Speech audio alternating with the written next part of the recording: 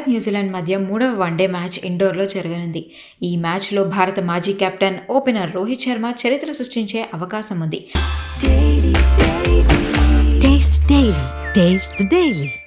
Bharat New Zealand మధ్య జరుగుతున్న ఈ సిరీస్ ఇప్పటికే 1-1తో సమమైంది.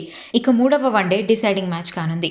ఈ సిరీస్లో రోహిత్ ఎక్కువ పరుగులు చేయలేదు. తొలి వన్డే మ్యాచ్లో 26 పరుగులు చేయగా 2వ వన్డేలో 24 పరుగులకే అవుట్ అయ్యాడు. 3వ వన్డే మ్యాచ్లో రోహిత్ బ్యాట్ నుంచి పరుగులు వస్తాయని ఫ్యాన్స్ ఆశిస్తున్నారు.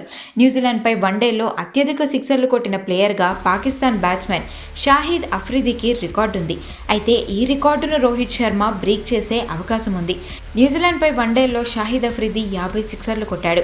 రోహిత్ శర్మ ఇప్పటి వరకు న్యూజిలాండ్పై వన్డేలో 49 సిక్సర్లను కొట్టాడు.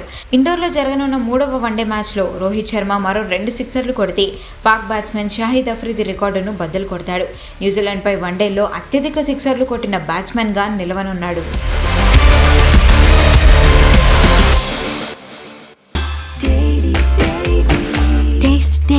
Taste the Daily.